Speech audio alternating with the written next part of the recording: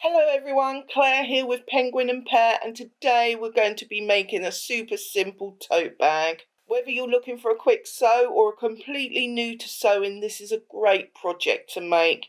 And if you pair it with some gorgeous fabric, as I have here, it makes for a great last minute quick gift that your recipient will love. So let's talk about materials. First off, you're going to need about ½ metre of stable woven fabric. I'm using a cotton linen blend, so feel free to use those quilting cottons you have laying around, or something more sturdy like a cotton canvas fabric. You'll also need a measuring tool of some kind. I've got a ruler, an erasable marker, scissors or rotary blade and mat.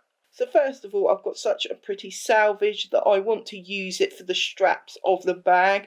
So here you can see me cutting that selvage away. What I like about the selvage is that it's a little bit different but coordinating with the main fabric.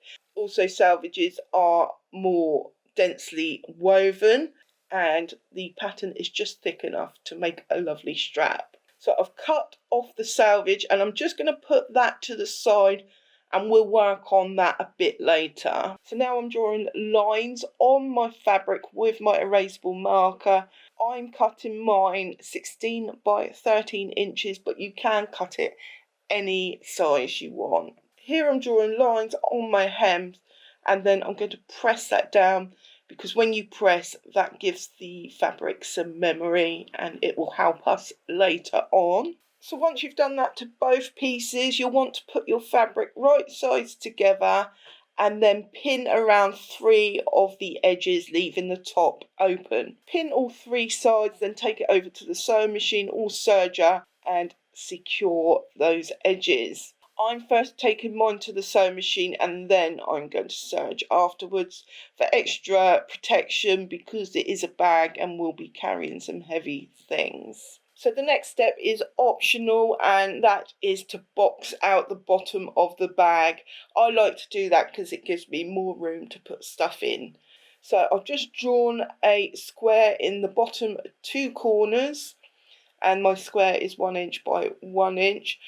So once you've done that, pin them and then sew and finish your seams. So here you can see mine is done and it looks so neat, especially with the serger.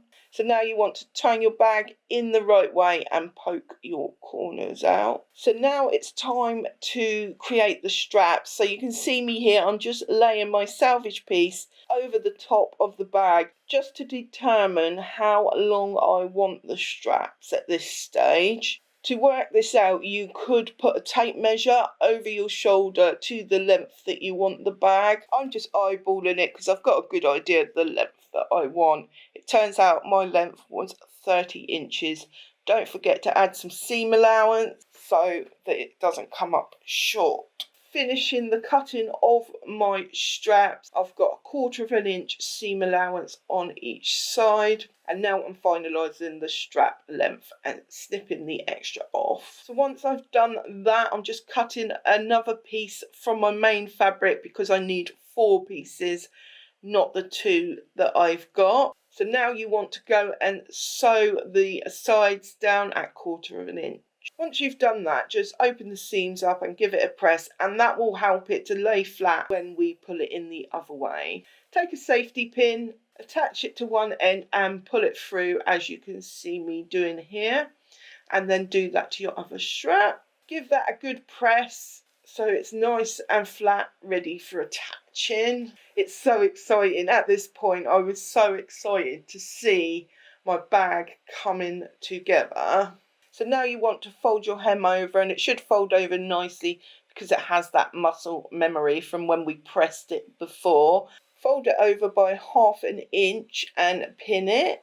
Here you can see me just marking out where I want to place the strap. Then attach your straps with a pin and make sure the front and the back straps are not tangled, and also they are both in the same place, the front and the back. Sew a basting stitch across the straps to keep them in place. So once you've sewn that basting in place, just fold over by another inch and pin it as I'm doing here.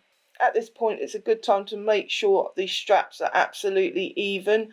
Mine wasn't, so I had to get the seam ripper out here, take that basting stitch out, which was super easy. That's what basting stitches are for.